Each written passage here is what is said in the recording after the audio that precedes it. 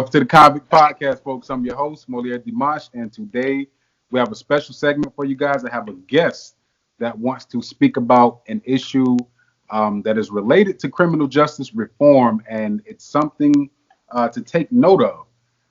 This is with regard to the 65% issue, with regard to how much time the inmates serve in the Department of Corrections, and she's a strong proponent of that measure. And there's been some a little bit of controversy surrounding her initiative. So we're here to clear things up. And right now, I'm going to have my guest introduce herself. Tell the people who you are and tell them about the organization. Well, Leah, I want to thank you for having me here tonight. My name is Shelley Elebash, and I'm representing Prison Reform Now. And as you stated, right now our main initiative is the 65% gain time, otherwise known commonly as House Bill 189. Now, House Bill 189 may or may not be the end product, but that's what most people refer to our initiative as, is House Bill 189. Okay, so the 65% issue, it's been talked about for so long. I heard about it before I went to prison, and I'm hearing about it after I've gotten out of prison. So let's talk about that now. Right now in the state of Florida, it's similar to the feds, where you do 85% of your time, and with a lot of us, 85% is 100% of the time. You know what I mean? Because we can talk all day about disciplinary reports that inmates get and how they're fabricated and how that affects the game time.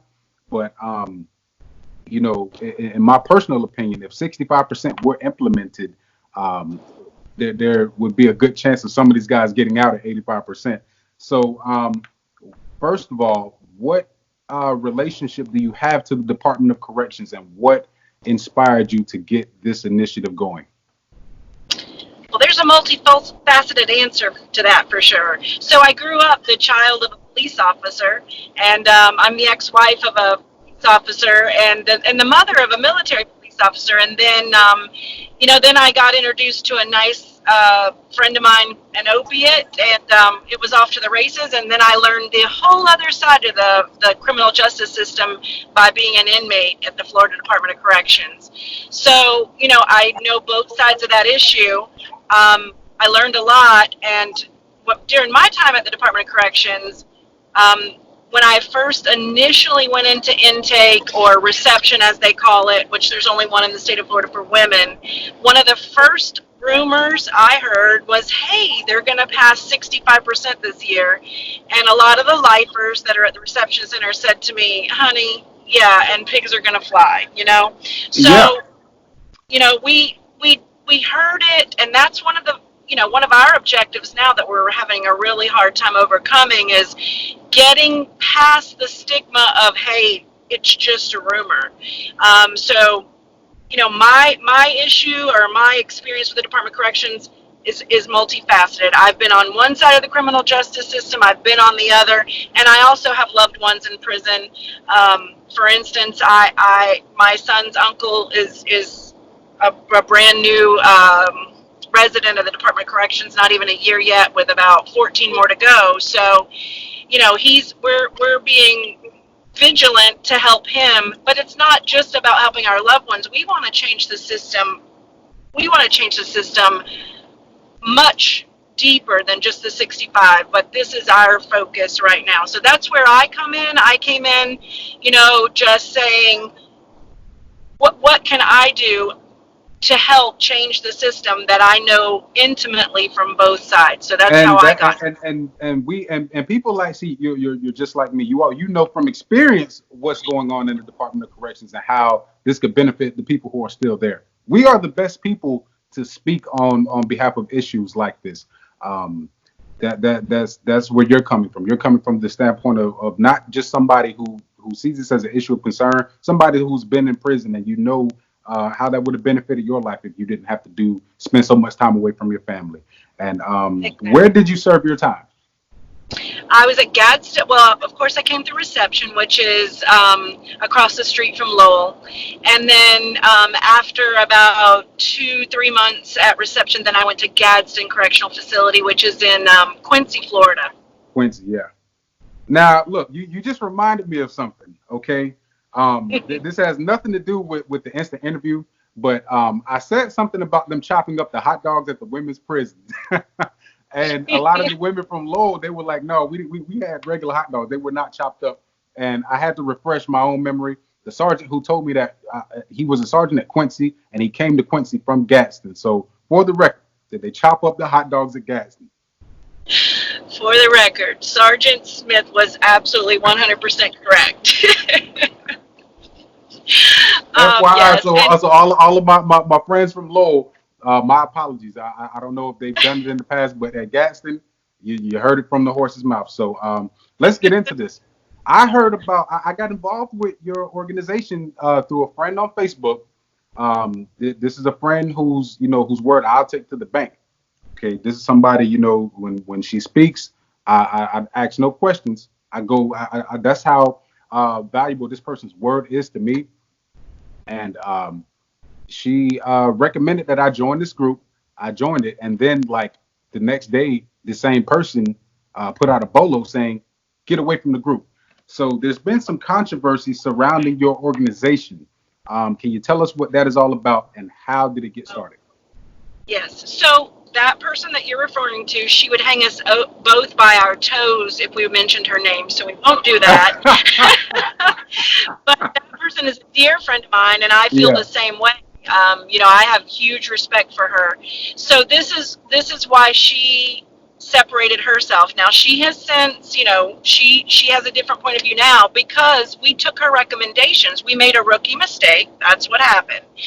In the verbiage, we compared the initiative, House Bill 189, 65%, however you want to refer to it. We compared that to the Amendment 4 effort of last year, and I say we, it was actually before I became involved, but I'm them, we own it, right? So Yep. we made the mistake of saying that, if we could get that much momentum for the right to vote, how much more momentum we get for the ultimate freedom or the ultimate, freeing someone from hell.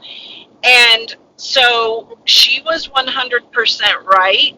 That wasn't necessary. Whether the person that wrote that felt that way or not, it didn't add any value to our effort. And in fact, it gave some people room to be upset with us. So if it doesn't add value to us, why not take it out? And that's exactly what's happened. That's no longer a part of the verbiage on the website. Of course, we can't take it back from the letters that were initially the 25,000 letters that we paid first class mail to send in. We can't take that back. But going forward, we absolutely will not compare that because the person that wrote that letter had never been to prison.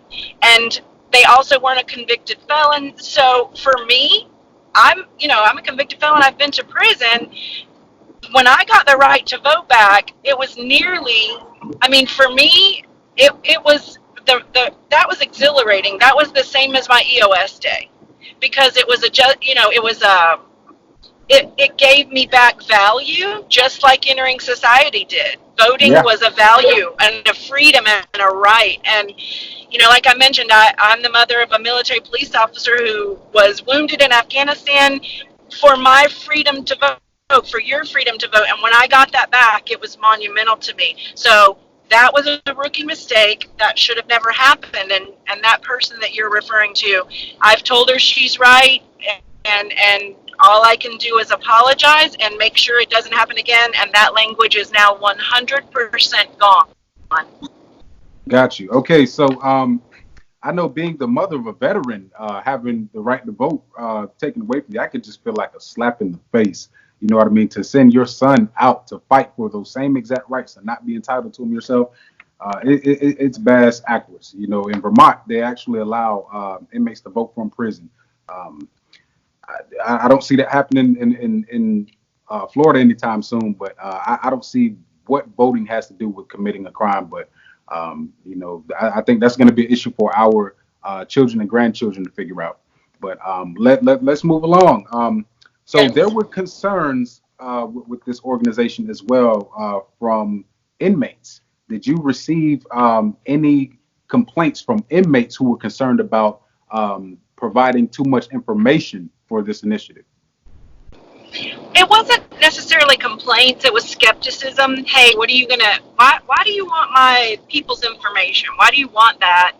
And so, that's legit, because I actually served time at Gadsden with another inmate who was a former guard at Lowell, and she is in prison right now because she was using inmate social security numbers and she was filing taxes and she got caught. So we as a population, inmates as a population, we're scammed quite a bit. And all the time. All the time. There's been out of these hundreds of correction officers who are being arrested out of the Department of Corrections, some of them, there was one, I think he was at Avon Park. He was at one of the prisons in Central Florida, and he was stealing the social security numbers from the inmates and filing taxes, and he went to prison for it. That's exactly what this lady did. Exactly. Yeah, and I remember back in like 2011, there was a big scam out of Tampa where a bunch of people got caught up using inmates. Inmates are very vulnerable. They're just as vulnerable as dead people, because people were taking deceased people, taking their social security numbers and doing the same thing. So inmate information, there's a huge vulnerability there. So I can understand the skepticism. What will you tell those people to allay those fears? What can you assure them? Well, we have spent over $100,000 so far from different investors. People's retirements, people's college funds have been offered up to support this initiative, our entry into this initiative. And what I want to say is, we're a new entrant. I certainly understand your skepticism. However, with that $100,000, the initial letter went in. Since then, we are now texting. We do mass texts. Those texts have our website, but we've also included picture messages of me with Representative Diane Hart and another one of our team members. She was with me in the photograph. We've text, and we've also JPEG'd those inside the walls so that they can be circulated. We've also sent pictures of myself and another team member with Representative Susan Valdez. Both of those are Tampa area representatives. We've sent pictures. So there's a whole lot of credibility on the line here in the event that there was some type of scam going on. Exactly. I mean, Representative Diane Hart listened to our initiative at length before she agreed to meet with us. Did she endorse it? Did she endorse it? She did. She has not 100% endorsed, but we do have a project in the works with her that is going to be 100% endorsement. It's not a finished product yet, though, so I don't want to say that it is just yet, because that's a credibility thing, right? But we've met with her. She knows our initiative, and we do have a plan with her. Yes, we do. If this instant initiative was endorsed by Diane Hart, I think you could rest assured that the fears would be allayed. She's put in too much work for anybody to doubt her at this point. And did she set forth any reason why she did not endorse what you're doing?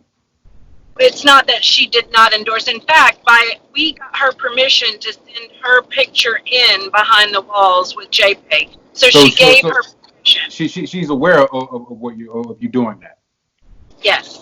Okay. And we currently have a proposal in front of her that will be an endorsement, but because she's in session right now, she doesn't have the time to complete it in her way, because she has a way she wants it done, and we 100% respect that. So we're waiting until she has the time to do it her way. But she does know we've used her picture to go behind the walls. She does know of our petition. She does know of our efforts. We have a fairly ongoing dialogue with her, and especially with her legislative assistant. Okay. I think working closely with Diane Hart That's something that's going to definitely when it comes to credibility, it'll allay any fears. You know what I mean? She's been making way too much headway, and I've been put it out there that we haven't been seeing eye to eye lately, and we still managed, even being at odds over the whole the prison use of force oversight committee, even being at odds, we still managed to work together to get the mortality site back up. And that goes to show you how serious she is about this. She doesn't take anything personal. She looked over personal issues to fight for the cause. So you working with Diane Hart should definitely be applauded. So let's get to the bread and butter of it. What is needed to get this thing in place? Well, so we need about 100 to 120,000 signed petitions, because in our world, signed petitions equal votes. And of course, and where can they sign these petitions? 65 now, the number 6, the number 5 now, 65now.net. And so I just want to take a moment to explain. Like you mentioned, there was some controversy early on about some language, and that was confusing to some folks. They said, oh, well, what do you mean you want this to be for violent and nonviolent offenders? What do you mean you're interested in, bringing forth a wage for people in prison, not just Pride employees? What do you mean you want, reentry programs and vocational training? How can you say that? Well, I just want to explain that rationale. I don't think it needs to be explained, because why not? You know what I mean? I can understand if there's a concern for violent offenses, true enough. But I don't understand why. Did you just say there was an issue with paying inmates who were outside of Pride? Is that really what you just said? That's what I said. That's one of our initiatives. And the reason why I want to explain that is a lot of people are saying that's not possible. Moliere, with 100,000 votes, it's possible. With of course it is. The whole state. Yeah. Wow. And people don't understand Pride. They get paid like literally like pennies on the dollar. Some of those guys make 4 cents a day. You know what I mean? And I know at Cross City, they actually had the Pride inmates compromised a little bit, because when you get those tickets in the mail, they're forcing the Pride inmates to essentially be witnesses in traffic offenses. They're like, when you get those tickets in the mail that said that you ran the E-Pass, it's the Pride inmates who's actually identifying your license plate. You know what I mean? I didn't know that. Yeah, when I was at Cross City, I was like, yo, I think I might be able to do my time here. What's the Pride program? And one guy, he was like, we're visual analysts for the Department of Transportation. We do visual analytics. And then the other guy was like, no, that's bullshit. We're snitches for the Department of Transportation. So, it's I would rather pay the guy cutting grass on inside grounds than pay somebody to, have a $400 ticket sent to me in the mail. But that shouldn't even be up for debate. So there was another issue with the traffic as far as getting these petitions signed. You were having a lot of incomplete forms. What's the concern there? Yes. So, that's something that we don't completely understand. We're collecting data right now. We are having a large amount of traffic to the site, 65now.net. And also we have a secondary site, prisonreformnow.net, with more of an infographic. But so we're having a lot of traffic to the site, but some people, a large number, are coming to the site and leaving without completing the petition. Now, I don't know. Now, I'll explain something to you about that. I had something similar going on with my website. I was having a lot of abandoned carts. You know what I mean? And it came from when people were making purchases on my website, it was asking them for information that was unnecessary, because I was selling downloads of my ebook, right? But they still needed to provide a mailing address. When I took that option off, because they need a mailing address if you sell anything with the tax on it. When I took that option off, my sales went through the roof. So it may have something to do with the exit procedure. I don't know. You might want to check and see what you might want to go through the checkout process yourself and see what it is there. I know you're not selling anything, but fill out the petition yourself and see if there's additional questions being asked that you wouldn't like being asked to you. So that's what I had to do when I tried to buy my own stuff on my website. I saw they were asking for too much information, and that explained why my carts were being abandoned. So then when I changed that option, almost everything went through. Great information, and that is one of the things we have thought about, is that, you know, if they were hesitant to give us their information from the inside, perhaps the loved ones are hesitant as well. And so we have the tech team. We have a tech team that's working on simplifying the information required. We do have to have enough information, though, to validate the petition should it come into question by the lawmakers. But, I mean, we can do that without an address. All we need is a zip code. Exactly, So, and that's probably the biggest concern, especially if it was asking for an address. If you can make it nice and easy to where people don't feel compromised, I'm sure you get 100% of your petition signed.